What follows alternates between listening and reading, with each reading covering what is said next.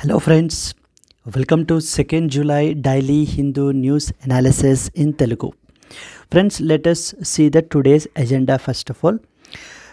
Friends, before going to the agenda, మనము Delhi edition of the Hindu newspaper నుంచి ఆర్టికల్స్ని అయితే తీసుకుని ఇక్కడ మనం అనాలిసిస్ అయితే క్యారీ అవుట్ చేస్తూ ఉంటాము. Okay, let us first of all see the agenda. అసలు ఈవేళ ఏమేమి ఆర్టికల్స్ కవర్ చేస్తాము అనేటువంటిది ముందు అజెండా చూసుకుందాము. అజెండా చూసుకున్న తర్వాత అప్పుడు detailed discussion of each and every ఆర్టికల్లోకి వెళ్ళిపోదాం. The first article, India Pakistan exchange the lists of the civilian prisoners, fishermen. So this is something related to GS paper 2, international relations, specifically bilateral relations between India and as well as Pakistan అనే టాపిక్లో మనము ఈ ఆర్టికల్ని అయితే కనుక చదువుతాము. India Pakistan exchange the lists of civilian prisoners and as well as fishermen. Then the second article, Bombay High Court hears the petitions against the fact check unit. So the government recently fact check unit అని చెప్పేసి అయితే notify చేసింది. So దీని గురించి మనకైతే కనుక డిస్కషన్లో అయితే ఉందండి. ఇది మనకు వచ్చేసి జిఎస్ పేపర్ 2 పాలిటీ అండర్లో మనం ఈ ఆర్టికల్ అయితే చదవాలి. Yes, let us go to the next one. June's gross GST revenue growth slows to a 3-year low, no official statement.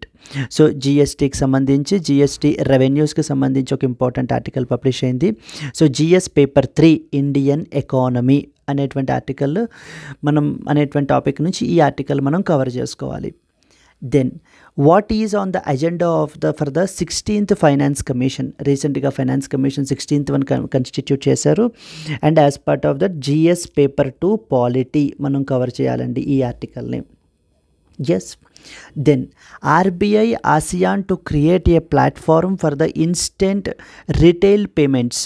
Okay, this is basically మనకి జిఎస్ పేపర్ 3 ఎకానమీ అండర్లోకి మనం ఈ ఆర్టికల్ని మనం కవర్ చేస్తామండి, స్పెసిఫికల్లీ బ్యాంకింగ్ రిలేటెడ్.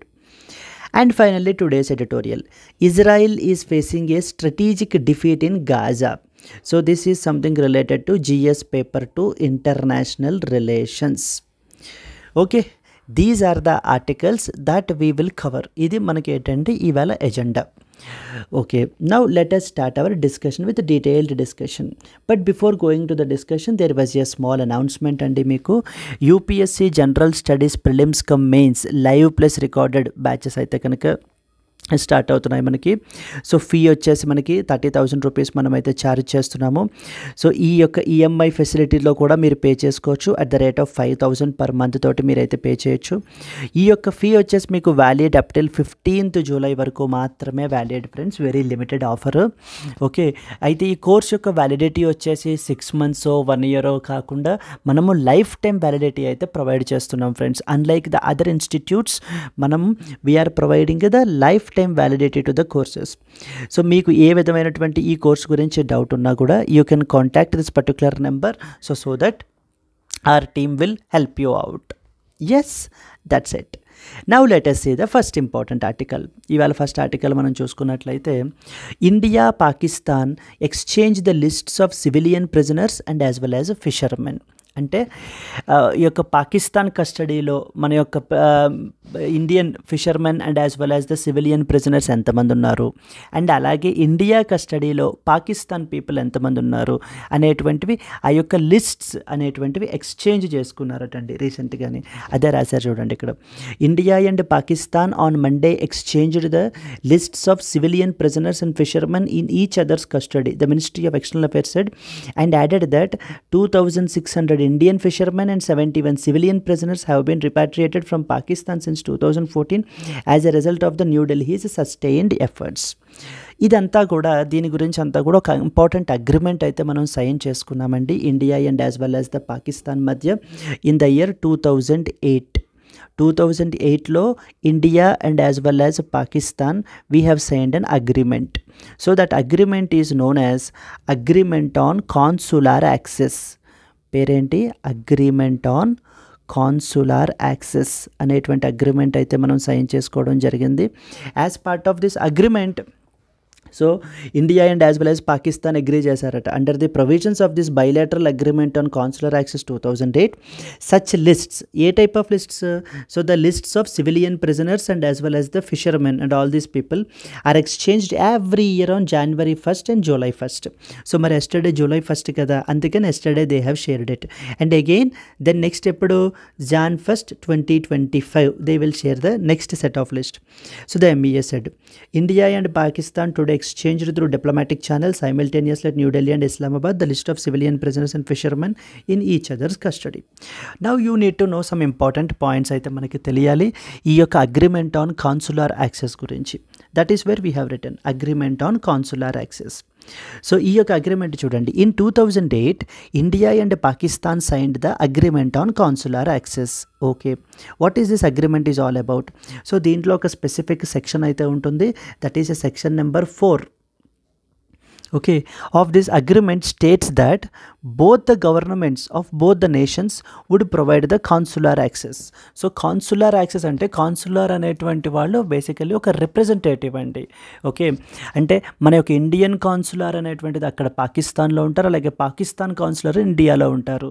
సో వాళ్ళ యొక్క కంట్రీకి సంబంధించినటువంటి పీపుల్ ఎవరైతే ఉంటారో వాళ్ళ యొక్క బాగోగుల గురించి, వెల్ఫేర్ గురించి చూసుకోవడానికి, అంటే వాళ్ళకి ఏమైనా అవసరం వస్తే ఇమీడియట్గా వాళ్ళని సో ఎయిడ్ ప్రొవైడ్ చేయడానికి ఉంటారనమాట. సో ఈ యొక్క అగ్రిమెంట్ ప్రకారంగా ఏంటి అని అంటే states that both the governments of both nations would provide the consular access to each other. అలాగే this has to be provided within 3 months to citizens of another country under arrest, detention or imprisonment in the another country. For example Indian persons ఎవరైనా fishermen కానివ్వండి, లేకపోతే ఎవరైనా కూడా అక్కడ arrest అయినట్లయితే కనుక so then ఇమీడియట్గా విత్ ఇన్ 3 monthsలో మనకి ఏం చేయాలి అని అంటే కనుక అక్కడ ఉన్నటువంటి ఇండియన్ కాన్సులర్ యాక్సెస్ వాళ్ళకైతే ఇవ్వాలి. సో వాళ్ళకి ఇమీడియట్గా ఇన్ఫర్మేషన్ అనేటువంటిది పాస్ ఆన్ చేయాలి, ఇంటిమేట్ చేయాలి, ఇలా మీ యొక్క ఇండియన్ నేషనల్ని ఒకళ్ళు మేము అరెస్ట్ చేసాము, సో అండ్ సో డీటెయిల్స్ అన్ని స్పెసిఫిక్గా, అండ్ అలాగే ఆ యొక్క కాన్సులర్ యాక్సెస్ అనేటువంటిది ప్రొవైడ్ చేయాలి. సో దట్ ఇక్కడ కాన్సులర్ యాక్సెస్ ఇవ్వడం వల్ల ఏమవుతుంది, then we will take all the necessary steps which are required. ఫర్దర్గా ఏం చేయాలి అనేటువంటిది.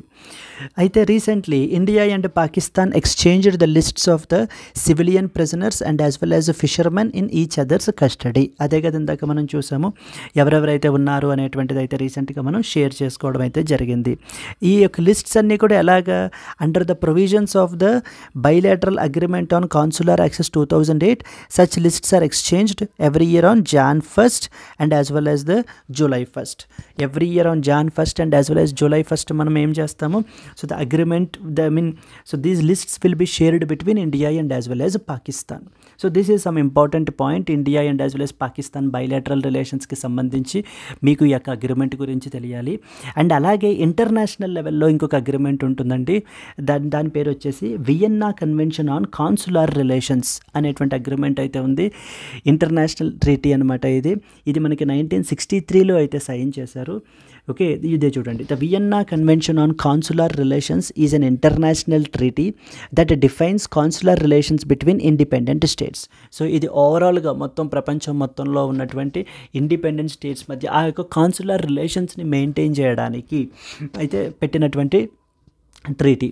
Who is a consul? Consul is basically who is not a diplomat, but he is a representative of a foreign state in a host country who works for the interests of their countrymen.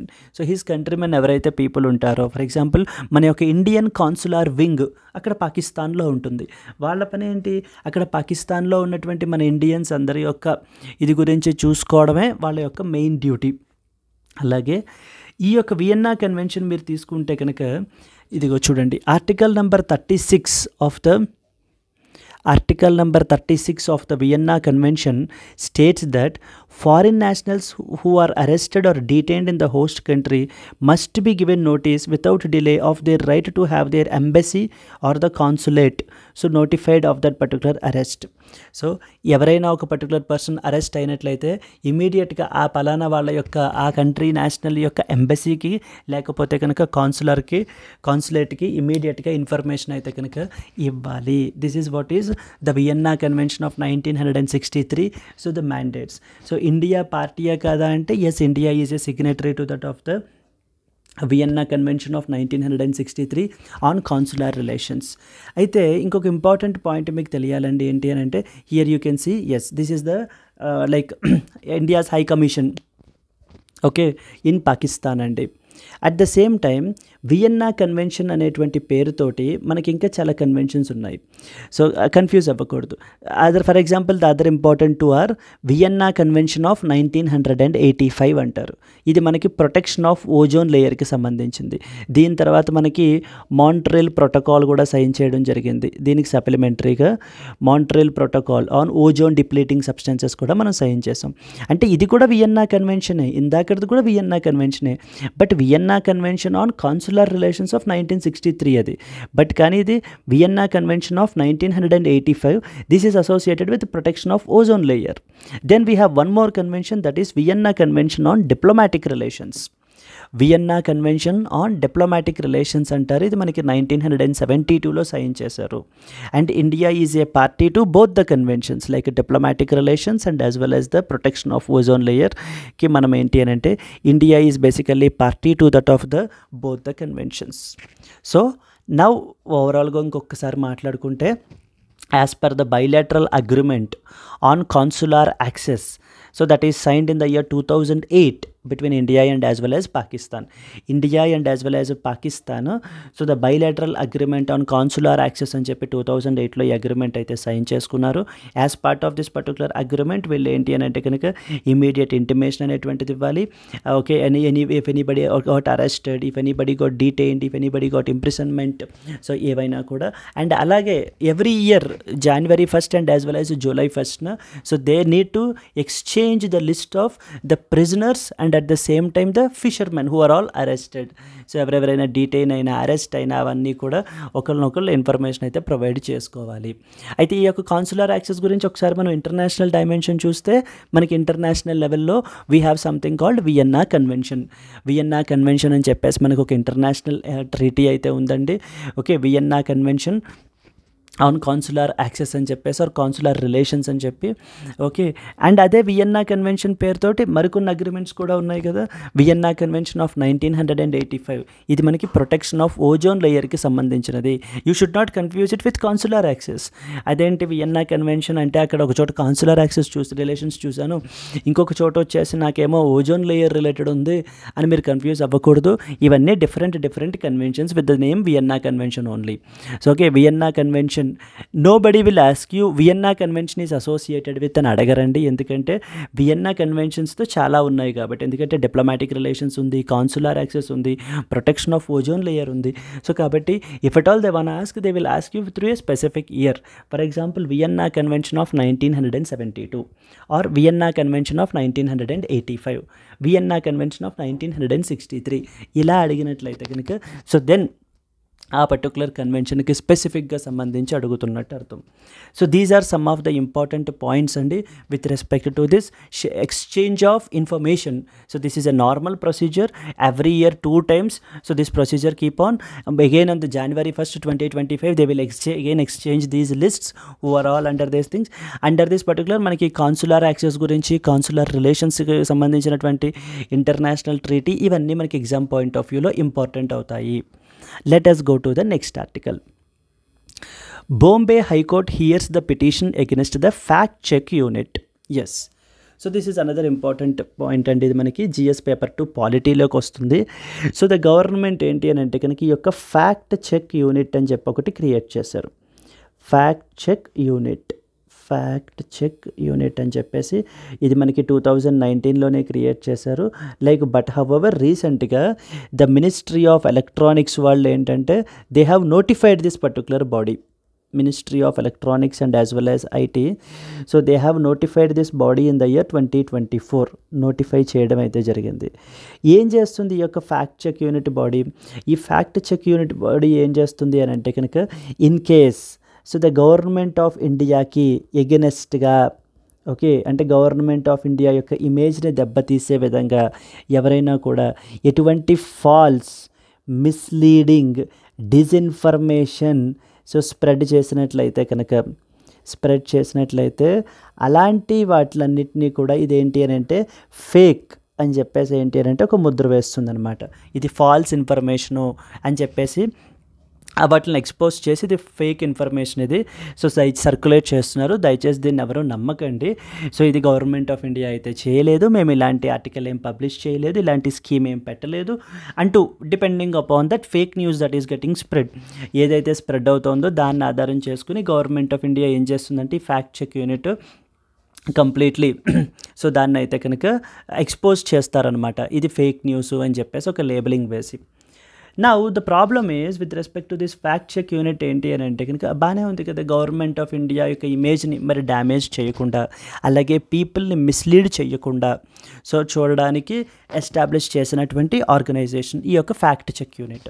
It works under press information bureau as part of the press information bureau. Okay, as part of the press information bureau. So the problem ఏమైంది అని అంటే ఇప్పుడు దీని మీద బాంబే హైకోర్టులో ఈ యొక్క fact check unit గురించి పిటిషన్ అయితే రన్ అవుతుందండి. సో దీని మీద పిటిషన్ అయితే వేశారు, సో దీని గురించి అయితే ఆర్గ్యుమెంట్స్ అయితే రన్ అవుతూ ఉన్నాయి. ఈ యొక్క ఫ్యాక్ట్ చెక్ యూనిట్ అనేటువంటిది it is against the fundamental rights of the people under article number 19 of the constitution, freedom of speech and as well as expression అని చెప్పేసి అయితే అంటున్నారు. Freedom of speech and as well as expression అని అయితే అంటున్నారు. ఎందుకు అని అంటే సో ద గవర్నమెంట్కి సంబడి ఇఫ్ అపోజిషన్ పీపుల్ ఎవరైనా కూడా ఏదైనా సంథింగ్ ఎగెనెస్ట్గా గవర్నమెంట్ యొక్క పాలసీని క్రిటిసైజ్ చేస్తూ లేకపోతే ఇది చేసినా కూడా maybe this fact check unit ఏం చేస్తుంది అని అంటే ఇది ఫేక్ అని లేకపోతే ఇది మిస్లీడింగ్ అని చెప్పేసి సో దాన్ని టర్న్ డౌన్ చేసేస్తుంది అనేటువంటి ఉద్దేశంతో వీళ్ళైతే చెప్పడం జరుగుతుంది. అండ్ అలాగే ఇంకొక ఇంపార్టెంట్ పాయింట్ ఏంటంటే ఈ ఫ్యాక్ట్ చెక్ యూనిట్ ఏదైతే ఉందో దీన్ని ఐటీ రూల్స్ 2021 అండర్లో మనకి నోటిఫై చేశారండి. ఐటీ రూల్స్ 2025 అండర్లో మనకి నోటిఫై చేశారు. ఈ యొక్క information technology rules IT rules 2021, IT amendment rules 2021. As per these rules ఏంటంటే ఒక ఇంపార్టెంట్ పాయింట్ ఉంటుంది. ఇది వచ్చేసి పాయింట్ ఏంటంటే ఎనీ ఇంటర్మీడియరీ అంటే ఎనీ సోషల్ మీడియా వెబ్సైట్ ఏదైనా సరే, for example so be it Facebook, WhatsApp, Twitter, anything ఏదైనా కూడా ఇప్పుడు వీటికి ఒక రూల్ పాస్ చేశారు. ఏమనంటే as per the IT rules 2021 fact check unit ఏదైనా ఫేక్ అని చెప్పేసి ముద్ర వేసినట్లయితే కనుక దాన్ని ఇమీడియట్గా ఈ సోషల్ మీడియా అకౌంట్స్ వాళ్ళ యొక్క వెబ్సైట్స్లోంచి లేకపోతే అకౌంట్స్లోంచి కంప్లీట్గా దాన్ని తీసేయాలి, అంటే రిమూవ్ చేసేయాలి ఇమీడియట్గాని అనేటువంటి ఒక రూల్ అయితే కనుక ఈ ఐటీ రూల్స్ 2021 అండర్లో ఉంది. Now that is the problem. ఇప్పుడు వీళ్ళు ఏమంటున్నారు, అపోజిషన్ పీపుల్ ప్రొటెస్ట్ చేసే వాళ్ళు ఏమంటున్నారు అని అంటే ఐటీ రూల్స్ 2021 అండర్లో ఏం చెప్పారంటే ఫ్యాక్ట్ చెక్ యూనిట్ ఎప్పుడైనా కూడా ఏదైనా ఫేక్ అని చెప్పేసి చెప్పినట్లయితే కనుక అది ఇమీడియట్గా ఆ యొక్క సోషల్ మీడియా ఇంటర్మీడియరీస్ ఎవరైతే ఉంటారో వాళ్ళ యొక్క వెబ్సైట్స్లోంచి వాళ్ళ యొక్క ప్లాట్ఫామ్స్లోంచి ఆ యొక్క కంటెంట్ని కంప్లీట్లీ రిమూవ్ చేసేయాలి. ఎందుకంటే మరి అది fake content, false content should not be circulated, right, ఇమీడియట్గా రిమూవ్ చేసేయాలి అంటున్నారు.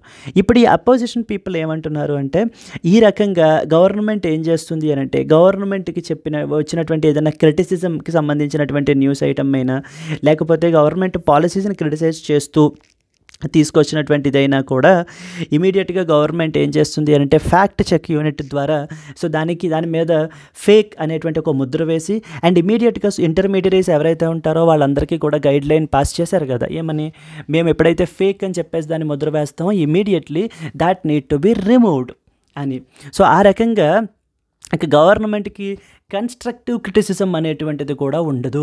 పీపుల్ యొక్క ఆ యొక్క freedom of speech and as well as expression which is guaranteed under article number 19 అనేటువంటిది అయితే కనుక కంప్లీట్లీ వైలేట్ అయితే అవుతుంది అని చెప్పి ఈ యొక్క ఫ్యాక్ట్ చెక్ యూనిట్ మీద పిటిషన్ అయితే వేశారు. ఇప్పుడు ఈ బాంబే హైకోర్టులో రన్ అవుతుంది, ఈవెన్ ఈ యొక్క ఐటీ రూల్స్ మీద కూడా రన్ అవుతుంది. అందుకని చెప్పి సుప్రీంకోర్టు ఏంటి అంటే ఈ యొక్క ఫ్యాక్ట్ చెక్ యూనిట్ మీద స్టే కూడా విధించారు. So from the GS paper to polity so definitely it is important అండి. Now there need to be a balance here. ఈ యొక్క fact check unit should function in such a way that it should also try to protect the government of India's image. Government of India యొక్క image ఏదైతే ఉందో, అంటే government of ఇండియాకి ఎగెనెస్ట్గా misleading information లేకపోతే కనుక falls ఇన్ఫర్మేషన్ని సర్క్యులేట్ అవ్వకుండా చూసుకోవాలి. And at the same time it should also respect the freedom of speech and as well as expression of the people, because that is a fundamental right that is guaranteed by the constitution కదా మనకి. So the కాన్స్టిట్యూషనే మనకి ఈ యొక్క article number 19 అండర్లో మనకి ఇవ్వడం జరిగింది కదండి. So therefore ఈ రెండింటిని అయితే బ్యాలెన్స్ అయితే చేయాలి. So that is the way forward. So this is some important point అండి. What is fact check unit and all అడుగుతూ ఉంటారు. So these are the some important points. మీరు చూసినట్లయితే చూడండి, the fact check unit was established in the year 2019. It was started with an objective of acting as a deterrent to the creators and disseminators of the fake news and as well as misinformation. So the fake news అంటే ఎవరి గురించి, particularly government of India గురించి. Fake news and as well as misinformation అంటే misleading information ఎవరైతే కనుక ఇది చేస్తూ ఉంటారో అలాంటి వాళ్ళందరికీ కూడా ఇది ఒక డిటరెంట్ లాగా పనిచేస్తుంది. అండ్ అలాగే it also provides people with an easy avenue to report the suspicious and questionable information pertaining to the government of India. So ఈ యొక్క ఫ్యాక్ట్ చెక్ యూనిట్ ద్వారా ఏంటి అని అంటే even the people can also report అనమాట. ఈ incident మా గ్రూప్స్లో ఈ న్యూస్ సర్క్యులేట్ అవుతోంది గవర్నమెంట్ ఆఫ్ ఇండియాకి ఎగెనెస్ట్గా అని చెప్పి రిపోర్ట్ కూడా చేసేటువంటి ఫెసిలిటీ కూడా మనకి అందుబాటులో తీసుకొచ్చారు. The FCU, the fact check unit actively monitors, detects and counter the disinformation campaigns, thereby ensuring that the false information about the government is promptly exposed and as well as corrected. Recently, Ministry of Electronics and as well as Information Technology have notified this fact check unit under the IT rules 2021. So మొన్న March-April 2024లో ఈ యొక్క fact check యూనిట్ని అయితే notify చేయడం అయితే జరిగింది under the IT rules 2021. So దీని మీద ఇమీడియట్గా నెక్స్ట్ డే సుప్రీంకోర్టు అయితే స్టే అయితే వేశారు. So till this Bombay petition, ఎందుకంటే IT రూల్స్ 2021లో ఉన్నటువంటి రూల్ నేను చెప్పాను కదా, ఏదైతే ఫ్యాక్ట్ చెక్ యూనిట్ ఎప్పుడైనా ఫేక్ అని చెప్పి ముద్ర వేస్తే దెన్ ఇమీడియట్గా ఆ కన్సర్న్డ్ ఇంటర్మీడియరీస్ ఎవరైతే ఉంటారో ఆ యొక్క వాళ్ళందరూ డేటాని, ఆ పర్టికులర్ ఫేక్ ఆ న్యూస్ని ఏదైతే ముద్ర వేసిన న్యూస్ని ఇమీడియట్గా వాళ్ళ ప్లాట్ఫామ్స్లోంచి రిమూవ్ చేసేయాలి. So this is against to constitution అని చెప్పేసి అయితే పిటిషన్స్ అయితే రన్ అవుతున్నాయండి. ఈ యొక్క ఆర్గ్యుమెంట్స్ కూడా రన్ అవుతున్నాయి. Let's see what happens, what will be the fate of the FCU and what will be the fate of this particular rule ఏంటనేది మనం డౌన్ ద లైన్ అయితే చూస్తాం. So you need to keep an eye on this because definitely you can expect a question in the 2025 UPSC mains or in the 2024 UPSC mains or in the 2025 prelims or మెయిన్స్లో మీకు ఖచ్చితంగా ఈ యొక్క fact check unit మీద గురించి ఏవైనా కూడా questions అయితే ఎక్స్పెక్ట్ చేయొచ్చు. Yes, so both are required అండి. గవర్నమెంట్ ఆఫ్ ఇండియాని యొక్క ఇమేజ్ని డ్యామేజ్ చేయకుండా ఉండేలాగా ఉండాలి. And at the same time false news spread అవ్వకుండా ఉండడానికి చూసుకోవడానికి ఒక ఆర్గనైజేషన్ ఉండాలి. At the same time people యొక్క ఫండమెంటల్ రైట్స్ అనేటువంటివి వైలేట్ అవ్వకుండా, particularly freedom of speech and as well as expression compromise అవ్వకుండా కూడా చూసుకోవాలి. So that delicate balance have to be maintained. Yes, done. Then next article అండి. So up till now we talked about 2 important articles. మనకి India and Pakistan consular relations access గురించి మాట్లాడాము. ఒకటి consular access గురించి, bilateral agreement on consular access అని మాట్లాడాము. ఆ తర్వాత Vienna convention on consular relations చూసుకున్నాము. ఆ తర్వాత వియన్నా కన్వెన్షన్ అనేటువంటి పేరుతో ఇంకో 2 కన్వెన్షన్స్ ఉంటాయని చెప్పి దేని గురించి మాట్లాడుకున్నాము. Like Vienna convention on the diplomatic relations, next వచ్చేసి Vienna convention on the protection of ozone layer. అవి ఆల్రెడీ మనం చూసాం. సెకండ్ ఏంటి, ఫ్యాక్ట్ చెక్ యూనిట్ గురించి, how fact check unit is now violating the freedom of speech and as well as expression under article number 19 of the constitution అనేది కూడా మనం చూడడం అయితే జరిగింది. Now let us go to the third article. June's gross GST revenue growth slows to a 3-year low. No official statement. So రీసెంట్గా మనకి ఏంటంటే కనుక ఈ యొక్క GST రెవెన్యూ గ్రోత్ ఏదైతే ఉందో ఇదైతే కనుక 3-year లోకి అయితే కనుక పడిపోయిందటండి. సో దీని గురించి అయితే కనుక అఫీషియల్ స్టేట్మెంట్ అయితే మినిస్ట్రీ ఆఫ్ ఫైనాన్స్ నుంచి అయితే ఎటువంటి ఇది అయితే రిలీజ్ అవ్వలేదు అని చెప్పేసి అయితే ఈ ఆర్టికల్ గురించి పబ్లిష్ చేశారు.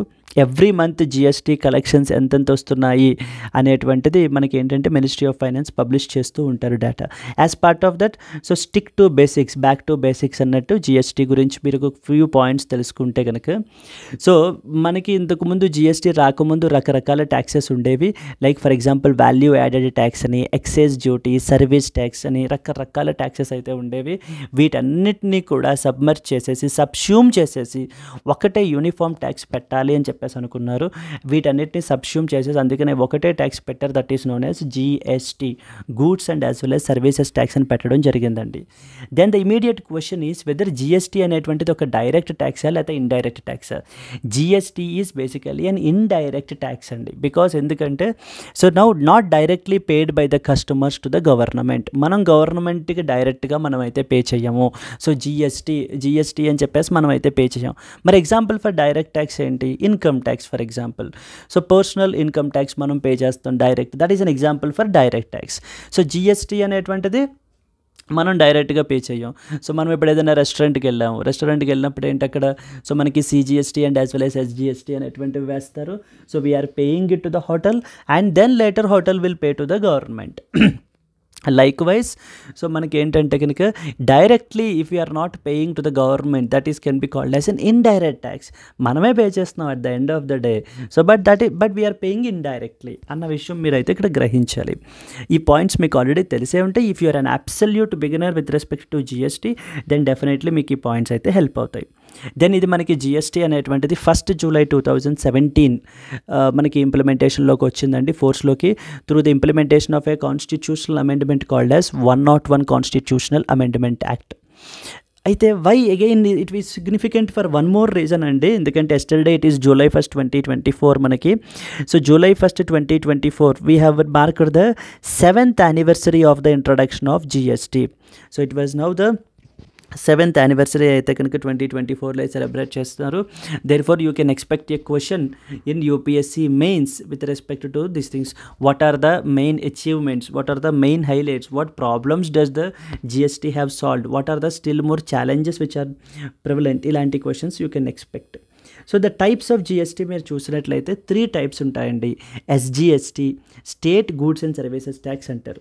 CGST, central goods and services tax అంటారు. ఐజిఎస్టీ, ఇంటిగ్రేటెడ్ జిఎస్టీ అంటారు.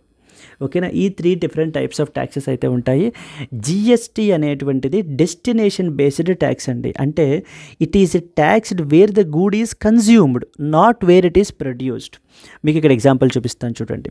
ఫర్ ఎగ్జాంపుల్ ఒక ప్రోడక్ట్ ఉంది, ఒక వాచ్ ఉంది, లేకపోతే ఏదైనా కూడా, ఇది ఒక పర్టికులర్ స్టేట్లో let's say Telangana or Andhra Pradesh, ఇక్కడ మనకి ప్రొడ్యూస్ చేశారు ఈ పర్టికులర్ గూడ్ని. అండ్ ఈ గూడ్ని ఇదే స్టేట్లో సేల్ కూడా చేస్తారు. అంటే ప్రొడక్షను ఇక్కడే జరిగింది, కన్జంప్షన్ కూడా ఇక్కడే జరిగింది. So then now a tax of about 18% CGST plus SGST will be levied on this particular good. దీన్ని ఇంట్రా స్టేట్ అంటే విత్ ఇన్ ద స్టేట్ అంటాం. సో దీంట్లో ఈ యొక్క 18%లో మనకి సిజిఎస్టీ 9% అంటే సెంట్రల్ గవర్నమెంట్ ట్యాక్స్కి వెళ్ళిపోతాయి. నెక్స్ట్ వచ్చేసి ఎస్జిఎస్టీ అంటే 9% స్టేట్ గవర్నమెంట్కి షేర్ వెళ్ళిపోతుందని. అలాగే ఇంకొక కేసు ఏంటంటే ఫర్ ఎగ్జాంపుల్ ఇదే వాచ్ లేకపోతే ఒక గూడు ఉంది, ఈ గూడు మనకి స్టేట్ 1లో ప్రొడ్యూస్ చేశారంటే for example it was produced in తెలంగాణలో ప్రొడ్యూస్ చేశారు.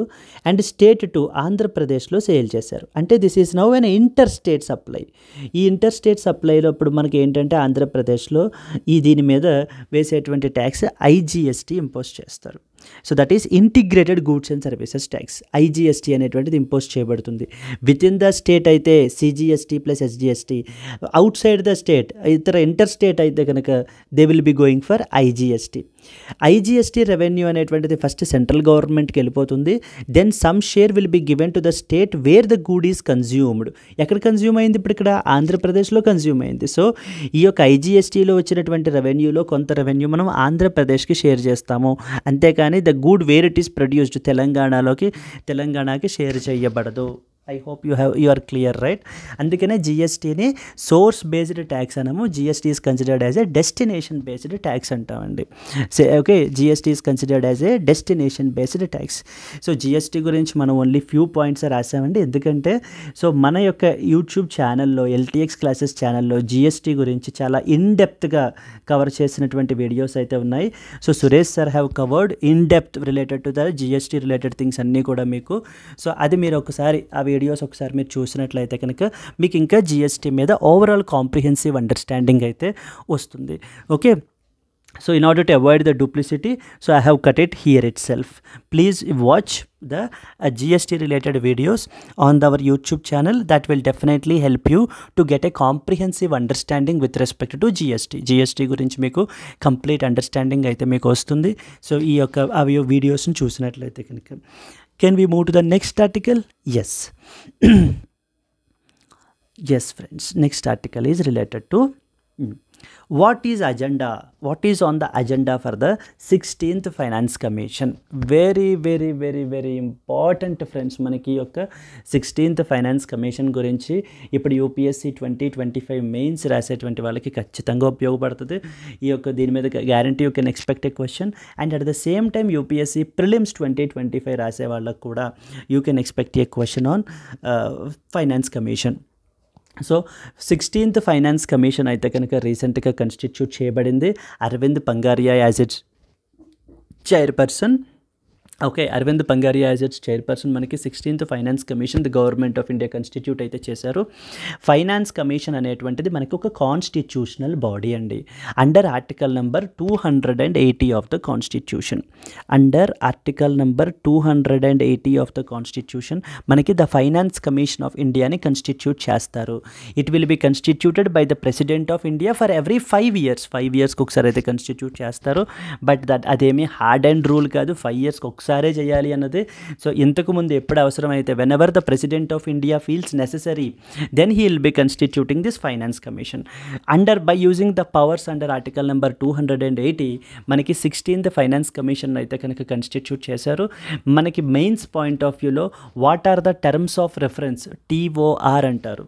What are the terms of reference that were given to that of the finance commission అనేటువంటిది చాలా ఇంపార్టెంట్ క్వశ్చన్ అయితే అవుతుందండి. ఎందుకంటే last time so UPSC have asked what do you know about the terms of reference of the 15th Finance Commission అని చెప్పేసి అడిగారు. So then definitely there is a huge possibility ఇప్పుడు మీకు మళ్ళీ what are the terms of reference for the 16th Finance Commission అని అడిగేటువంటి అవకాశాలు చాలా ఎక్కువ ఉన్నాయి. Therefore before coming to this article మనకి what is on the agenda of the 16th Finance Commission గురించి డైరెక్ట్గా ఈ ఆర్టికల్లోకి జంప్ అయిపోయే ముందు కొంత బేసిక్ ఇన్ఫర్మేషన్ మీకు తెలిసినట్లయితే కనుక from there we will come to this article. Yes, the first point మీరు చూడండి. The finance commission of India is a constitutional body constituted under which article? Article 280 of the constitution of India. Whenever any body is mentioned within the కాన్స్టిట్యూషన్లో ఏదైనా ఒక specific ఆర్టికల్లో మనకి అది mention చేసినట్లయితే కనుక అది కాన్స్టిట్యూషన్ బాడీయే అవుతుంది మనకి. For example union public service commission, మీరు రాసేటువంటి ఎగ్జామ్ కండక్ట్ చేసేటువంటి body UPSC, so is also a constitutional body. And మొన్ననే మనం ఎలక్షన్స్ చూసాము, 18th లోక్సభ కన్స్టిట్యూట్ అయింది. మరి యొక్క మెకానిజం అంతటినీ ఫెసిలిటేట్ చేసినటువంటి body election commission of India, అది కూడా మనకి కాన్స్టిట్యూషనల్ బాడీయే మనకి. ఆ రకంగా ఆర్టికల్ నెంబర్ 280లో finance commission of India or finance commission అనేటువంటిది ఒక బాడీ ఉండాలి. ఇది president of India for every 5 ఇయర్స్కి ఒకసారి ఆర్ అంతకుముందు ఇంకెప్పుడైనా తనకి whenever he feels necessary constitute అయితే చేస్తారు. సరే ఇప్పుడు మాకు యూపీఎస్సీ అంటే కనుక ఎగ్జామ్స్ ఇవి కండక్ట్ చేస్తుంది ఇది అనే విషయం తెలుసు. ఎలక్షన్ కమిషన్ అంటే ఎలక్షన్స్ని కండక్ట్ చేస్తుందని తెలుసు. మరి ఫైనాన్స్ కమిషన్ ఏం చేస్తుంది? ఫైనాన్స్ కమిషన్ ఏం చేస్తుంది అని అంటే కనుక central government and as well as state గవర్నమెంట్కి మధ్య ఈ యొక్క రెవెన్యూస్, ఫైనాన్షియల్ రిసోర్సెస్ని డిస్ట్రిబ్యూట్ చేయడానికి రికమెండ్ చేస్తుందండి. Its primary function is to recommend the distribution of financial resources between the central and as well as the state governments. Central governments కాదు, only central government. Yes, central government and as well as the state governments మధ్య అయితే రెవెన్యూస్ని ఎలా distribute చేయాలి, ఉన్నటువంటి ట్యాక్సెస్ని, ఉన్న tax షేర్ని ఎలాగ distribute చేయాలి, అంటే స్టేట్స్కి ఎంత పంచాలి, మళ్ళీ విత్ ఇన్ ద స్టేట్స్ ఏ స్టేట్కి ఎంత ఇవ్వాలి అనేటువంటి విషయాలన్నీ కూడా మనకి ఫైనాన్స్ కమిషన్ అయితే కనుక గవర్నమెంట్ ఆఫ్ ఇండియాకి రికమెండ్ అయితే చేస్తుంది. అండ్ అలాగనే ఫైనాన్స్ కమిషన్ రికమెండ్ చేసినటువంటి ప్రతిదీ కూడా గవర్నమెంట్ ఆఫ్ ఇండియా ఫాలో అవ్వాల్సిన అవసరం లేదు. It is not binding, they are just recommendations అంతే. Okay, then The 16th Finance Commission was recently constituted by the Government of India by appointing the Dr. Arvind Pangaria as its chairperson. So as Arvind Pangaria as a chairperson మనకి యొక్క 16th Finance Commission అయితే కనుక constitute చేశారు. And ఈ యొక్క 16th Finance Commission report ఎప్పుడు ఇవ్వాలి అని అంటే బై 31st October 2025 అయితే కనుక it has to submit it's report అండి. సో ఈ యొక్క కమిషన్ అయితే రిక్వెస్ట్ చేశారు. సో మీరు ఉన్న ఇవన్నీ కూడా కన్సిడర్ చేసి ఫ్యాక్టర్స్ అన్నిటినీ చూసి మాకు ఎంత రెవెన్యూ మనం స్టేట్స్కి డిస్ట్రిబ్యూట్ చేయాలి and with in the states ఎంత డిస్ట్రిబ్యూట్ చేయాలి అనేటువంటి విషయాలు మీరు బై అట్లీస్ట్ 31st October 2025 అయితే కనుక మనకు సో గవర్నమెంట్కి మళ్ళీ రిపోర్ట్ బ్యాక్ చేయండి అని చెప్పి అయితే వీళ్ళకైతే టాస్క్ అయితే ఇచ్చారు. And it's recommendations will be considered by the government for the period 2026 to 2031 period అండి. 16th ఫైనాన్స్ కమిషన్ చెప్పినటువంటి రికమెండేషన్స్ ఏవైతే ఉంటాయో వాటిని గవర్నమెంట్ 2026 నుంచి 2031 ఆ పీరియడ్కి యూజ్ చేస్తారు. అంటే ఆ పీరియడ్లో ట్యాక్స్ షేరింగ్ ఈ యొక్క కమిషన్ యొక్క రికమెండేషన్స్ ద్వారా చేస్తారు. That is what we have to understand. Up till then మరి ముందు వరకు 15th ఫైనాన్స్ కమిషన్ మరి ఇంతకు ముందు కన్స్టిట్యూట్ చేసినటువంటి ఫైనాన్స్ కమిషన్ ఏదైతే ఉంటుందో సో దాని యొక్క రికమెండేషన్స్ అండర్లోనే ఇప్పుడు మనం ముందుకెళ్తూ ఉంటాం. నౌ గవర్నమెంట్ ఏంటంటే ఈ యొక్క బాడీని అంటే 16th ఫైనాన్స్ కమిషన్ని కన్స్టిట్యూట్ చేయడంతో పాటు వాళ్ళకి కొన్ని టర్మ్స్ ఆఫ్ రిఫరెన్స్ కూడా ఇచ్చింది. అంటే మీరు ఈ రికమెండేషన్స్ వీటి గురించి రికమెండేషన్స్ అయితే చెయ్యాలి అని చెప్పి. Friends very very very important మనకి ఎగ్జామ్ పాయింట్ ఆఫ్ వ్యూలో. So what do you know about the terms of reference of the 16th finance commission అని చెప్పేసి మనకి ఖచ్చితంగా you can expect a question. So దానికి సంబంధించి ఫస్ట్ అండ్ ఫార్మోస్ట్ ఏంటంటే వీళ్ళకి ఇచ్చినటువంటి టర్మ్స్ ఆఫ్ రిఫరెన్స్ అంటే సో వీళ్ళు ఏ పాయింట్స్ మీద ఏ అంశాలను వీళ్ళు అడ్రస్ చేయాలి. The first and foremost is the division of tax proceeds. The finance commission ఇప్పుడు ఏదైతే కన్స్టిట్యూట్ చేశారో ఇట్ షుడ్ ఏం రికమెండ్ చేయాలి? Distribution of taxes between the union government and as well as the states. This is a vertical devolution. Union government నుంచి so central government నుంచి ఈ యొక్క state గవర్నమెంట్స్కి ఎంత అనేటువంటిది ఎంత మనం డిస్ట్రిబ్యూట్ చేయాలి, ఎంత మనం షేర్ చేయాలి అనేటువంటిది చెప్పాలి. That is what is the vertical devolution అంటాం. దెన్ నెక్స్ట్ వచ్చేసి ఏంటంటే అలాగే allocation of shares among the states from these tax proceeds. So స్టేట్స్కి ఎంత షేర్ చేయాలి అనే దగ్గర నుంచి మళ్ళీ ఏ స్టేట్కి ఎంత షేర్ చేయాలి. That is what is horizontal devolution. Okay, vertical devolution and as well as horizontal devolution. So this is the first terms of reference that has been given by the central government or by the government of India to the 16th finance commission. So మీరు ఇప్పుడు vertical devolution ఎంత share చేయాలి, horizontal devolution within the states ఏ స్టేట్కి ఎంత ఇవ్వాలి అనేటువంటిది కూడా మీరు రికమెండ్ అయితే చేయాలి. Then second important, so finance commission ఏం చేస్తుంది అని అంటే సర్టెన్ క్రైటీరియాని బేస్ చేసుకుని వీళ్ళైతే కనుక ఇవ్వడం అయితే జరుగుతుందండి. Second one is grants in aid. So the యొక్క ఫైనాన్స్ కమిషన్ ఏదైతే ఉందో it should establish the principles governing the grants in aid to the states from the consolidated fund of India. Consolidated fund of India నుంచి so ఏ స్టేట్కి ఎంత grants in aid provide చేయాలి అనేటువంటిది కూడా సో చెప్పాలి. ఫస్ట్ది వచ్చేసి tax devolution both vertical and as well as horizontal. And the second వచ్చేసి ఎంతెంత గ్రాంట్స్ ఇవ్వాలి స్టేట్స్కి అనేటువంటిది second important point. Third and very very very important point, enhancing the state funds for local bodies. ఇప్పుడు all India లెవెల్లో మనకి కాన్సాలిడేటెడ్ fund of India అని చెప్పేసి ఉంది కదా, అలాగే స్టేట్ లెవెల్లో consolidated fund of that particular state ఉంటుందండి. ఈ consolidated fund of that state నుంచి వీళ్ళు ఏంటంటే లోకల్ బాడీస్కి అంటే panchayats and as well as మున్సిపాలిటీస్కి స్టేట్ గవర్నమెంట్స్ రెవెన్యూని అయితే షేర్ చేయాలి. అంటే సెంట్రల్ గవర్నమెంట్ ఎలా అయితే కాన్సాలిడేటెడ్ ఫండ్ ఆఫ్ ఇండియా నుంచి స్టేట్స్కి షేర్ చేస్తోందో అదేవిధంగా కాన్సాలిడేటెడ్ ఫండ్ ఆఫ్ ద స్టేట్స్ నుంచి urban local bodies and panchayats అంటే ద నెక్స్ట్ సబ్సిక్వెంట్ లెవెల్కి వీళ్ళైతే రెవెన్యూ ఫైనాన్షియల్ రిసోర్సెస్ అయితే కనుక షేర్ చేయాలి. ఇప్పుడు ఫైనాన్స్ కమిషన్కి ఒక టాస్క్ కూడా ఉంది ఏంటంటే it should identify the measures to enhance the consolidated fund of the state. ప్రతి స్టేట్ యొక్క consolidated fund of the state వాళ్ళ యొక్క కాన్సాలిడేటెడ్ ఫండ్ని ఇంకా ఎలా పెంచుకోవాలో సో కూడా మనకేంటంటే కనుక finance commission of India recommend చేయాలి. అండ్ అలాగనే సో దట్ దానివల్ల ఏమవుతుంది, panchayats and as well as మున్సిపాలిటీస్కి సో షేర్ అనేటువంటిది ఎక్కువ వెళ్ళడం జరుగుతుంది. It is aimed at supplementing the resources available to the panchayats and as well as municipalities within the state based on the recommendations made by the states own finance commission. Yes, so this is the point అండి. మనకి ఇవాళ ఆర్టికల్లో ఈ యొక్క local bodies, urban local బాడీస్కి సంబంధించినటువంటి ఈ recommendations గురించి అయితే చెప్తున్నారు. Very very very very important point మనకి. Then finally the fourth one ఇది ఒకటి కూడా చూసేసి we will get back to that again. Evaluation of the disaster management financing. మనకి ఏం యాక్ట్ ఉంది, డిజాస్టర్ మేనేజ్మెంట్ యాక్ట్ 2005 అని చెప్పేసి అయితే ఉంది. మనకి నేషనల్ డిజాస్టర్ రెస్పాన్స్ ఫండ్ అనేటువంటివి ఉన్నాయి, స్టేట్ డిజాస్టర్ రెస్పాన్స్ ఫండ్ అని చెప్పేసి ఉన్నాయి. సో ఈ యొక్క డిజాస్టర్ రిలేటెడ్ కూడా ఎలా షేర్ చేయాలి.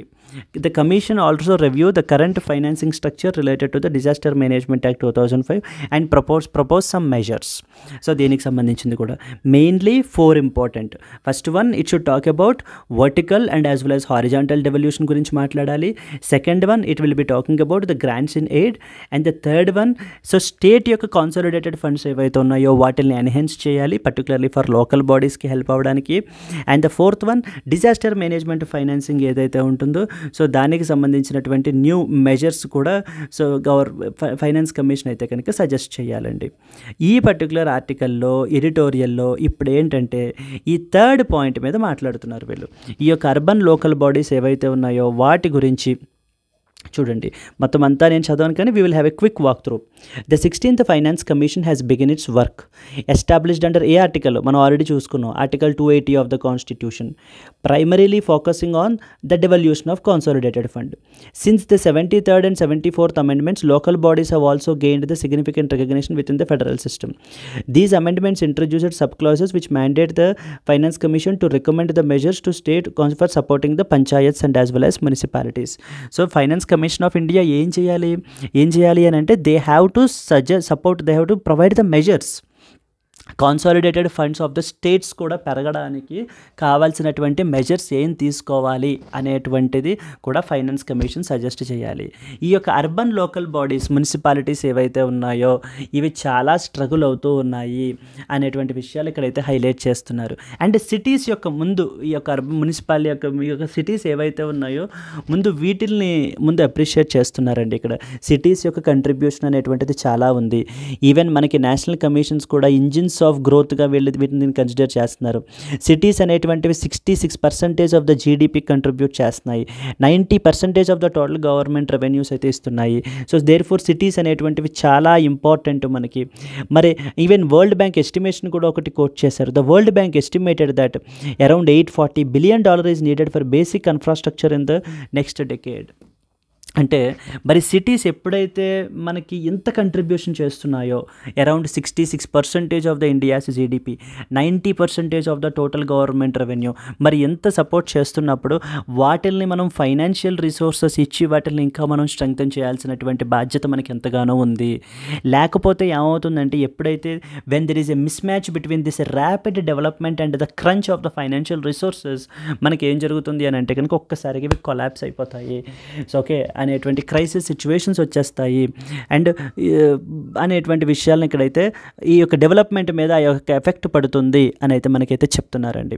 అండ్ అలాగే మనం ఇప్పుడు మెయిన్గా ఈ యొక్క అర్బన్ లోకల్ బాడీస్ మీరు తీసుకున్నట్లయితే ఈ యొక్క అర్బన్ లోకల్ బాడీస్ ULBs ఏవైతే ఉంటాయో ఇవి ఆ రెవెన్యూస్ అనేటువంటివి జనరల్గా వాళ్ళని మనం ఎంపవర్ చేయాలి. వాటికి రెవెన్యూని కలెక్ట్ చేసుకోవడానికి మనం ఎంపవర్ చేయాలి వాటిల్ని.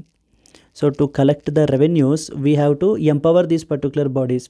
సో బట్ కానీ చూడండి, inter governmental transfers to urban local bodies are about 0.5% of GDP which is much lower than the 2.5% typical of other developing nations.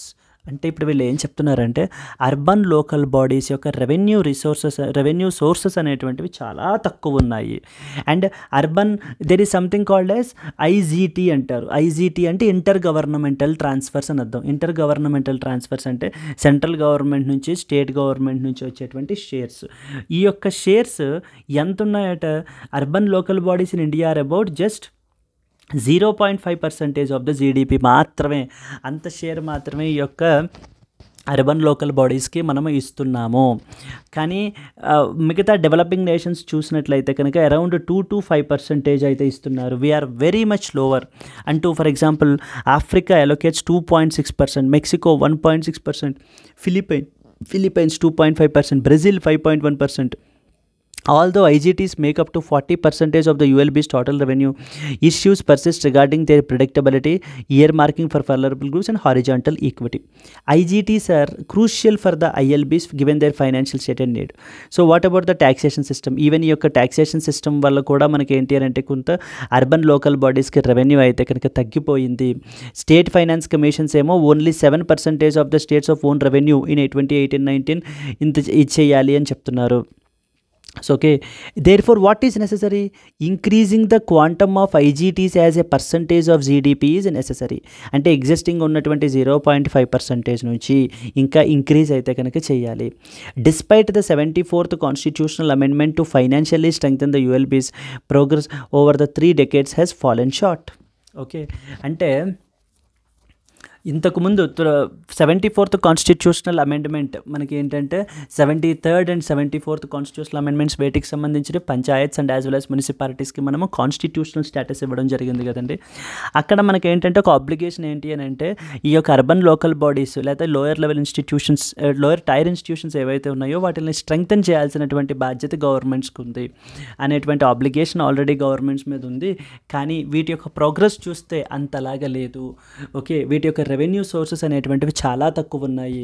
Urban inter governmental transfers IGTs కూడా తక్కువగానే ఇస్తున్నారు, which is about approximately 0.5% when compared with other countries. కాబట్టి ఈ యొక్క financial resources అనేటువంటివి ఈ యొక్క సిటీస్కి ప్రొవైడ్ చేస్తేనే, అర్బన్ లోకల్ బాడీస్కి ప్రొవైడ్ చేస్తేనే, సో అవి ప్రొవైడ్ చేసేటువంటి డెవలప్మెంటల్ మన కంట్రీ యొక్క డెవలప్మెంట్కి అవి ఎంతగానో హెల్ప్ చేస్తుంది. Be it for the GDP or be it in the form of employment, in the form of revenue మనకు అంతలా ప్రొవైడ్ చేస్తున్నప్పుడు సో మనము వాటికి సఫిషియంట్ అండ్ ఎడిక్వేట్ ఫైనాన్షియల్ రిసోర్సెస్ని ప్రొవైడ్ చేయకుండా ఉంటే కనుక so that may lead to అది మన యొక్క లాంగ్ టర్మ్లో మన యొక్క డెవలప్మెంట్కి, కంట్రీ యొక్క డెవలప్మెంట్కి సో ద బ్యాక్ ఫైర్ అవుతాయి అని చెప్తున్నారండి. సో కాబట్టి ఏంటంటే ఇప్పుడు ఈ 16th ఫైనాన్స్ కమిషన్ ఏదైతే ఉందో as part of its terms of reference under number 3rd point మీరు చూసారనుకోండి, number 3 for under terms of reference that is associated with దేని గురించి enhancing the state funds for local bodies. Yes, so దీని గురించి ఏంటి అని అంటే so now you need to recommend the measures, suggest the measures, increase the inter governmental transfers అనేటువంటి విషయాలు అయితే చెప్తున్నారు. దానివల్ల సిటీస్ యాజ్ ఇంజిన్స్ ఆఫ్ గ్రోత్గా ఇంకా కంటిన్యూ అవుతూనే ఉంటాయి.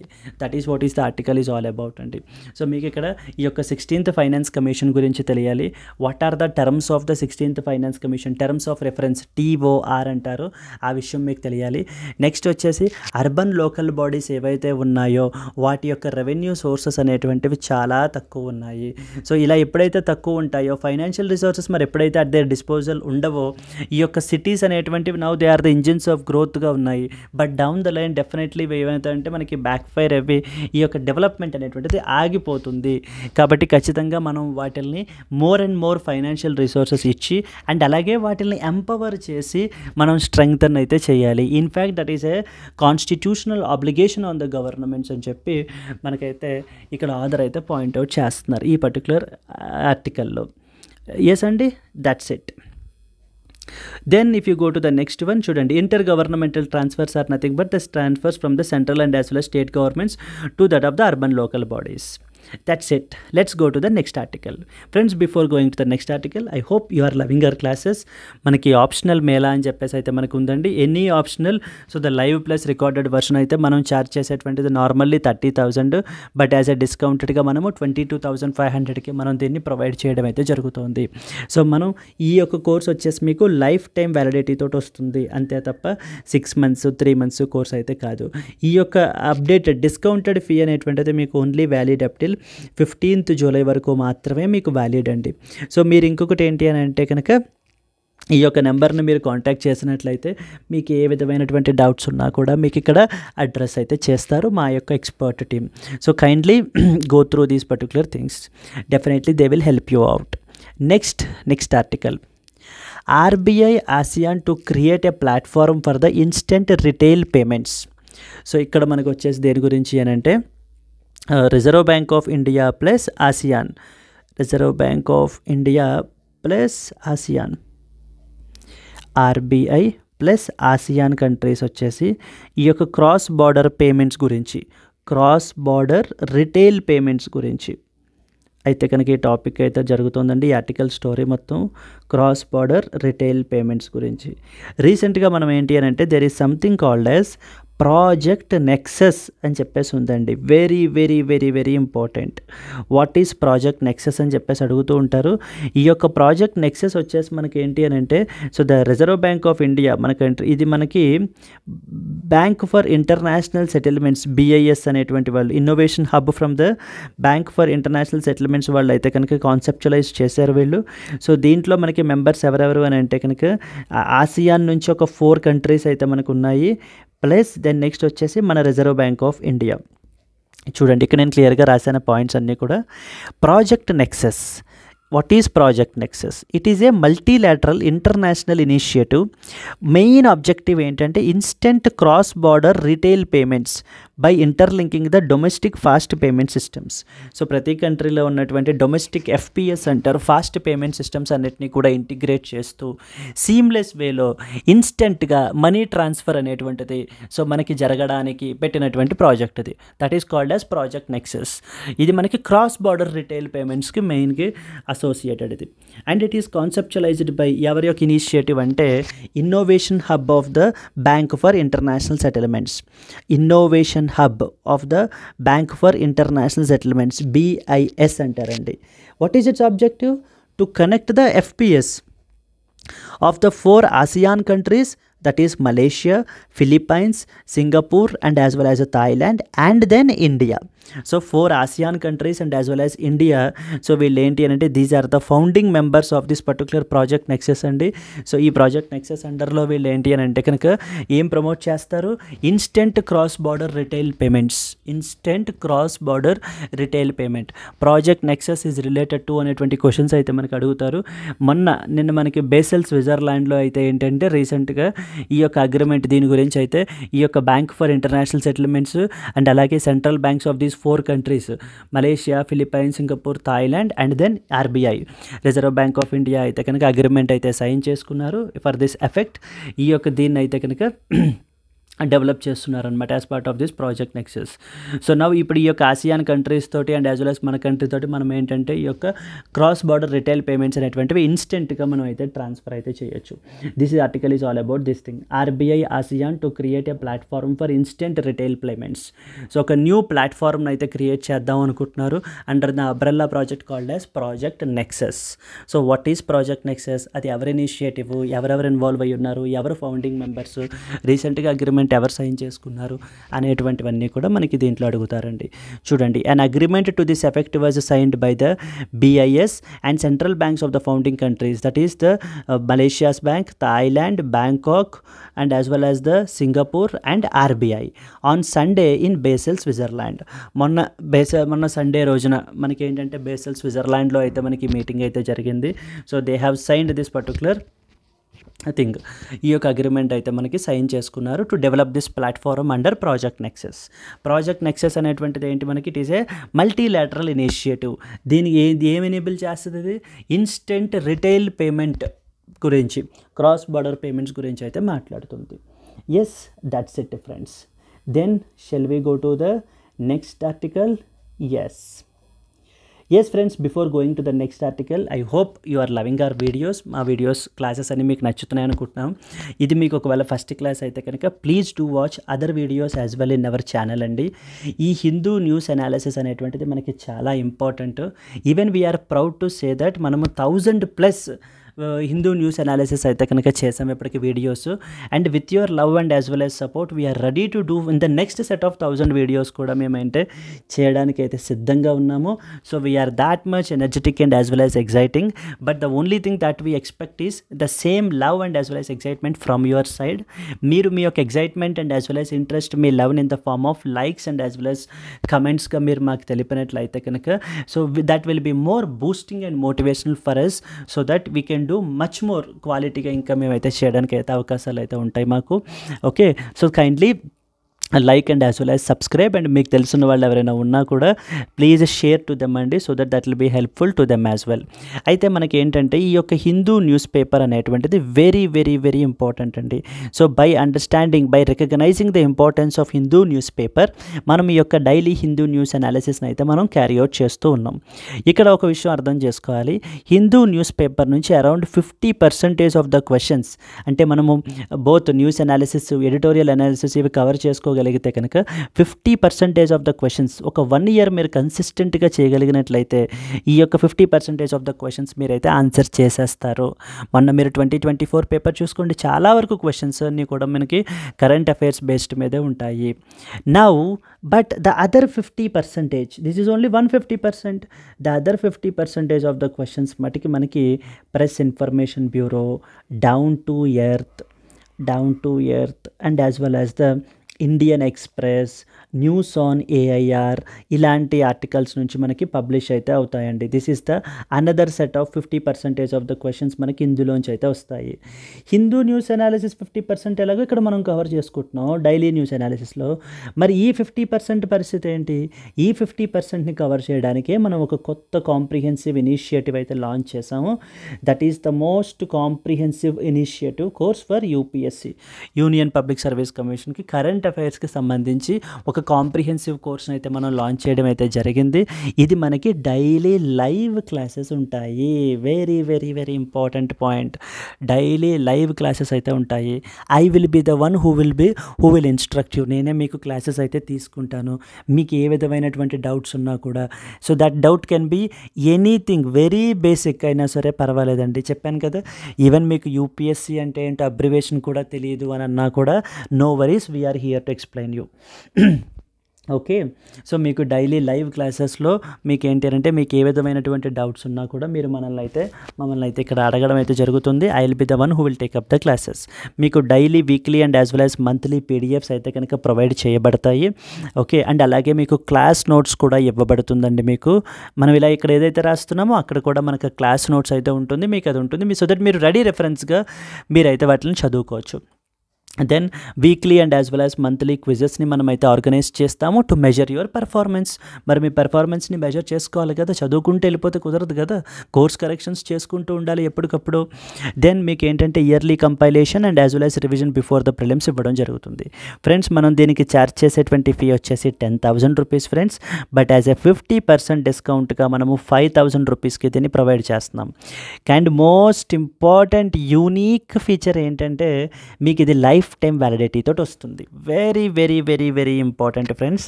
ఈ యొక్క 5,000 rupees just you are paying once and you are using it for lifetime in the live way.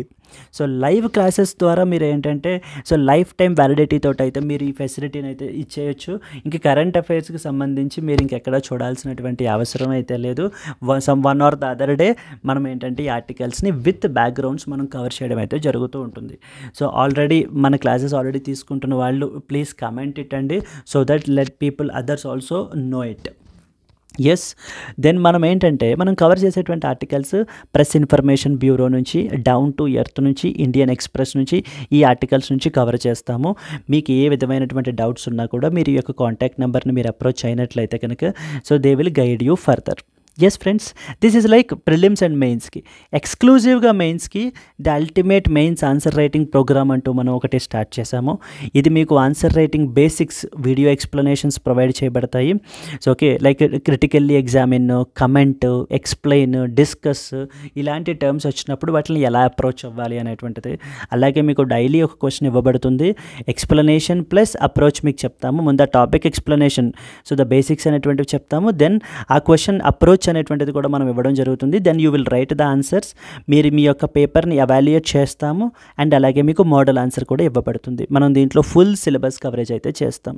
Friends, ఇది మనకి 6 months వ్యాలిడిటీ తోటి అయితే 7,000 రూపీస్కి వస్తుంది. లైఫ్ టైం వ్యాలిడిటీ అయితే 10,000 రూపీస్ తోటి వస్తుంది మనకి. మీకు ఏ విధమైనటువంటి డౌట్స్ ఉన్నా కూడా మీరు ఈ నెంబర్కి కాంటాక్ట్ చేస్తే for more information or expert team will help you out for any sort of doubts. Yes friends, then finally we are ending up with the editorial. Editorial ఒక క్విక్ వాక్ త్రూ ఏంటనేది మనం చూద్దాము.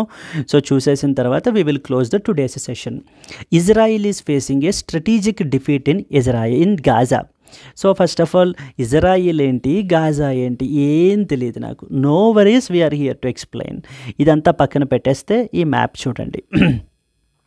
So ఈ map చూసినట్లయితే మీరు, this is a west Asia, అంటే మనది south Asia కదా, అలాగే ఇవి వెస్ట్ ఏషియన్ కంట్రీస్ ఇవన్నీ కూడా. ఈ యొక్క వెస్ట్ ఏషియాలో మీరు చూసుకున్నట్లయితే చూడండి, మన ఆర్టికల్లో ఉన్నటువంటి ఇజ్రాయెల్ ఇక్కడ ఉంది అండ్ గాజా వచ్చేసి ఇక్కడ ఉంది. సో ఓకేనా, గాజా అనేటువంటిది ఒక చిన్న పీస్ ఆఫ్ ల్యాండ్ అండి. This is a very small piece of strip of land అంటారు ఈ గాజా అనేటువంటిది, which has access to the Mediterranean sea. Mediterranean సీకి అయితే కనుక యాక్సెస్ ఉంది. ఈ యొక్క Gaza and as well as Israel మధ్యన ఫైట్ అయితే నడుస్తోంది. Gaza and as well as Israel మధ్యన ఫైట్ అయితే కనుక నడుస్తోంది. ఎందుకంటే మనకి ఇజ్రాయిల్లో హూ ఆర్ దేర్, జ్యూస్ ఉన్నారు. ఇజ్రాయిల్లో మనకి జూయిష్ పాపులేషన్ ఉన్నారు, కానీ గాజాలో మనకి అరబ్ పాపులేషన్ ఉన్నారు, అరబ్స్ అయితే మనకు ఉన్నారు. ఓకే, సో గాజాకి ఇజ్రాయిల్కి ఫైట్ అయితే కనుక నడుస్తోంది, because this A now communal clash, religious clash అయితే ఇక్కడ జరుగుతోంది కదా. సో ద గాజా వచ్చేసి మీకు ఏంటంటే, గాజాలో ఒక ఇంపార్టెంట్ పొలిటికల్ గ్రూప్ ఉన్నారండి. అంటే వాళ్ళు మేము పొలిటికల్ గ్రూప్ అంటారు, బట్ యుఎస్ఏ లాంటి దేశాలన్నీ కూడా ఇది ఒక టెర్రరిస్ట్ ఆర్గనైజేషన్ అంటారు. సో దాని పేరు వచ్చేసి ఏంటి అని అంటే హమాస్. హమాస్ అనేటువంటి వాళ్ళు ఈ యొక్క గాజా స్ట్రిప్ని కంట్రోల్ చేస్తున్నారు. They are now politically controlling the Gaza. ఈ యొక్క గాజా నెక్స్ట్ వచ్చేసి ఇజ్రాయిల్. ఈ ఇజ్రాయిల్ మీద ఏంటంటే వీళ్ళు అటాక్స్ని క్యారీ అవుట్ చేస్తూ ఉంటారు, అటాక్స్ని క్యారీ అవుట్ చేస్తూ ఉంటారనమాట.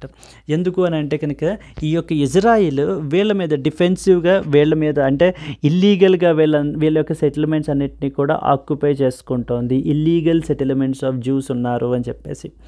అసలు ఒరిజినల్గా అయితే మనకి యొక్క గాజా అండ్ ఇక్కడ చూడండి ఇంకొకటి ఉంది వెస్ట్ బ్యాంక్. ఈ రెండు కూడా మనకి ఏంటంటే ద టెరిటరీస్ ఆఫ్ పాలస్తైన్ అంటారు, territories of Palestine. So territories of Palestine అంటారు. ఈ యొక్క పాలస్తైన్ అనేటువంటిది ఇంకా అఫీషియల్గా మనకైతే లేదు. ఓకేనా అండి, ఈ యొక్క వెస్ట్ బ్యాంక్ని ప్లస్ గాజా స్ట్రిప్ని టుగెదర్ కన్స్టిట్యూట్స్ ద పాలస్తైన్. ఇవి మనకి డిస్ప్యూటెడ్ ఏరియాస్. ఈ యొక్క గాజా స్ట్రిప్ ఎక్కడుంది, గోలన్ హైట్స్ అంటారు ఇంకొకటి, వెస్ట్ బ్యాంక్ ఎక్కడుంది, ఈ యొక్క ఇజ్రాయిల్ ఎక్కడుంది అనేటువంటి విషయాలు మీకు అయితే అర్థం కావాలి. So now there is a dispute between ఎవరెవరికి, ఇజ్రాయిల్కి గాజాకి దెర్ ఇస్ ఎ డిస్ప్యూట్, ఇజ్రాయిల్కి వెస్ట్ బ్యాంక్కి there is a dispute. So okay, ఈ యొక్క క్లాషెస్ గురించి మనకి ఏంటంటే వీళ్ళని ఈ ప్రాబ్లమ్ని సాల్వ్ చేయడానికి, అంటే ఏంటంటే ఈ యొక్క జెరూసలం ఇజ్రాయిల్ వాళ్ళు అంటారు ఇది మా హోలీ ప్లేస్ అంటారు. ఈ వెస్ట్ బ్యాంక్ అండ్ గాజా ఈ పీపుల్ ఈ యొక్క జూయిష్ అరబ్ పీపుల్ అందరూ కూడా ఈ యొక్క జెరూసలం అనేటువంటిది మా యొక్క హోలీ ప్లేస్ అంటారు. So that's the problem. ఓకేనా, ఇప్పుడు ఏ కంట్రీస్ ఎవరికి, ఇప్పుడు ఈ యొక్క టెరిటరీస్ అంతట్లో ఇజ్రాయిల్ ఏం చేసింది అని అంటే తన యొక్క డిఫెన్స్ పవర్ని నెక్స్ట్ వచ్చేసి ఉపయోగించుకుని రకరకాలుగా జూయిష్ సెటిల్మెంట్స్ అనేటువంటివి రకరకాల సెటిల్మెంట్స్ ఉన్నారు అనమాట ఇక్కడంతా కూడా మనకి. Now there is a dispute. ఇప్పుడు ఎవరు ఏ ఏరియా ఎవరికి ఇవ్వాలి, అందుకని చెప్పి మనకి ఏంటంటే there is something called as 2 state solution అంటారు. 2 స్టేట్ సొల్యూషన్ అని చెప్పేసి అయితే ప్రపోజ్ చేశారు. అంటే Israel and west bank and Gaza strip together constitute as Palestine. So they will exist, I mean they will co exist as 2 independent states, 2 independent states కింద ఉంటాయి. ఇది దాని గురించి ఆర్టికల్ అండి. సో మీరు ఒకరోజు చూసినట్లయితే గాజా నుంచి సమ్ థౌజండ్స్ ఆఫ్ రాకెట్స్ ఒక్కసారిగా ఇజ్రాయిల్ మీద అయితే ఫైర్ చేయడం అయితే మీరు చూసి ఉంటారు. సో ఇదే అనమాట, గాజా నుంచి ఇక్కడ గాజా, నెక్స్ట్ వచ్చేసి ఇక్కడ నుంచి మనకి మన యొక్క ఇజ్రాయిల్, దీని మీదకి అయితే వీళ్ళైతే ఫైర్ చేయడం అయితే జరిగింది. So this is the important article. వీళ్ళు ఏం చెప్తున్నారంటే ఇక్కడ ఆథర్ ఏమంటున్నారంటే now Israel is facing a strategic defeat in Gaza అని చెప్పేసి అయితే అంటున్నారు. చూడండి, సో రీసెంట్గా అటాక్ అయితే క్యారీ అవుట్ చేశారు కదా. When Israel declared its war on Gaza following a cross border attack by Hamas on October 7th, killing at least 1,200 people, Israel's prime minister Benjamin Netanyahu said his forces would crush the Islamist militant group. Since then Israeli leaders have several times that eliminating Hamas is the top objective of the war. Eliminating the Hamas, Hamas అందరినీ కూడా completely eliminate చేసేయాలి. Hamas ఎవరు, ఎక్కడున్నటువంటి group, ఎక్కడున్నటువంటి group, ఇక్కడ గాజాని control చేస్తున్నటువంటి group అనమాట. So వీళ్ళందరినీ eliminate చేసేయడమే మా యొక్క ఆబ్జెక్టివ్ అని చెప్పేసి అయితే వీళ్ళైతే చెప్పడం అయితే జరుగుతోంది. Okay, so the war has destroyed much of Gaza. Around ఎంతమంది చనిపోయారు ఏంటి అనేటువంటి విషయాలన్నీ కూడా ఇక్కడ చెప్తున్నారండి.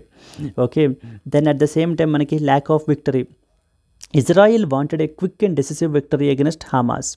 It wanted to destroy the Hamas governing structures, defeat its high-trained brigades, destroy its vast tunnel networks, and kill its top leadership. Israel also wanted to free the over 240 hostages in Hamas custody and bolster its deterrence that was weakened by the Hamas attack. However, even more than 8 months of fighting, even the IDF questions the achievability of the objective set by Mr. Netanyahu. But that is not the only bad news Israel is dealing with. When Israel attacked the Gaza, Hezbollah, Lebanon's powerful Iran-backed Shia militia, launched attack from the southern Lebanon to Israel's upper Galilee region on the northern border. Hezbollah rockets, attacks, and shelling have displayed more than 6,000 Israelis, kept dozens of strikes in Lebanon targeting the Hezbollah, but it has stopped short of launching all out of war. ఇక్కడ చూడండి, ఇక్కడ ఏం చెప్తున్నారంటే, ఇక్కడ Gaza నుంచి ఇలా Israel మీదకి ఇలా అటాక్స్ జరుగుతున్నాయి కదా, ఇక్కడ చూడండి లెబనాన్ ఉంది. ఇక్కడ లెబనాన్లో మనకి ఏంటంటే ఇంకొక ఇంపార్టెంట్ గ్రూపింగ్ ఉందండి, దాని పేరు హెజ్బొల్లా అంటారు. Hezbollah Lebanon backed. ఇక్కడ నుంచి వీళ్ళు రాకెట్స్ ఫైర్ చేస్తున్నారు ఇజ్రాయెల్ మీదకి, అంటే as a form of protest. So వీళ్ళు ఏంటంటే కనుక వీళ్ళ మీద ఇక్కడ అటాక్స్ అనేటువంటివి చేయడం జరుగుతున్నాయి. ఈ పారా అంతా కూడా అలా చెప్తున్నారు. ఎప్పుడైతే గాజాతో ఒకవైపు ఫ్రంట్ మనకి ఇక్కడ వార్ జరుగుతుందో, ఇక్కడ హెజ్బొల్లా నుంచి మనకి ఏంటంటే కనుక ఇంకొక ఫ్రంట్ అయితే కనుక ఓపెన్ అయింది అనేటువంటిది, అక్కడ నుంచి వీళ్ళ నుంచి అటాక్స్ అయితే ఫేస్ చేస్తున్నారు. Now Israel is facing a dilemma in the north అనేటువంటి విషయాలు చెప్తున్నారు. So the controlled aggression does little in deterring the Hezbollah. The displaced cannot return to their homes unless there is a cease fire, and Hezbollah has made it clear that it will not cease the fire unless there is a cease fire in Gaza. So మేము Gaza దగ్గర కాల్పులన్నీ కూడా ఆగకపోతే, violence అనేటువంటిది ఆగకపోతే మేమైతే కనుక ఇక్కడ ఆపము అని ఒక ప్రొటెస్ట్ కింద వీళ్ళైతే చేయడం అయితే జరుగుతుంది. The last time Hezbollah and Israel fought a full fledged war was in 2006, which did not end well for this. After 8 months, Israel is still fighting. I hope you have understood, right? This is the point that I meant to say. The Iran challenge. The second problem is with respect to Iran. Israel has adopted a two-pronged multi-approach. So the first is to pound Gaza, while the second was to attack the Hamas allies across the region. Besides Hezbollah, Israel carried out 8 strikes targeting the Iranian military officers in Syria. But Israel miscalculated the Iran's response when it attacked the Iranian embassy complex, killing the senior general. Iran launched an unprecedented barrage of missiles and drones. So if one of the key objectives of Mr. Netanyahu war was to bolster Israel's deterrence against non-state actors, one of its outcomes is to weaken the Israel's conventional leader, which had been solid at least since 1973. Yes. So the second problem వచ్చేసి మనకి ఏంటి అని అంటే కనుక Iran కూడా, even Iran is also against.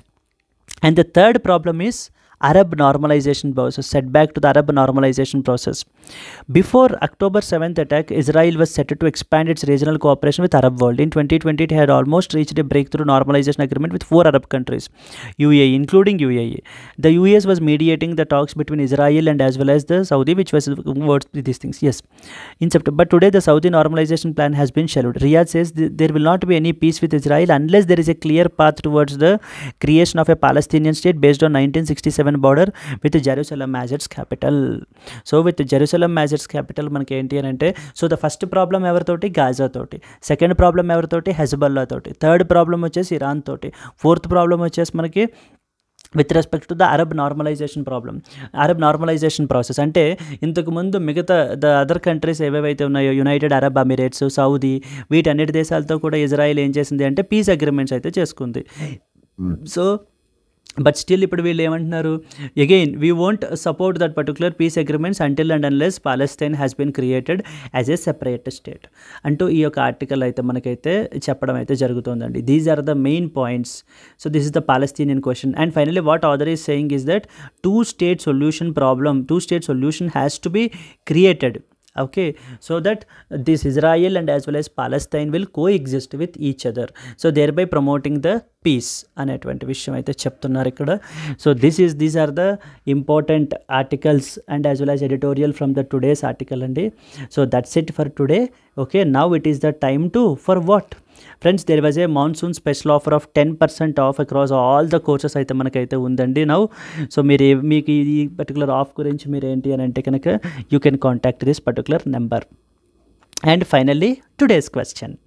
Yes, project Nexus is often seen in the news is associated with a cross border terrorism, B cross border payments, C cross border human trafficking, D cross border wildlife trafficking. So by now మీకు already తెలుసు అని అనుకుంటున్నాను answer. Please comment your answer if you know it అండి. And at the same time if you like the video, please like the video and share it to your friends. Your likes only will give you me more motivation. Yes, that's it friends, let's meet again in the next class. Until then, happy learning, all the best, Andy.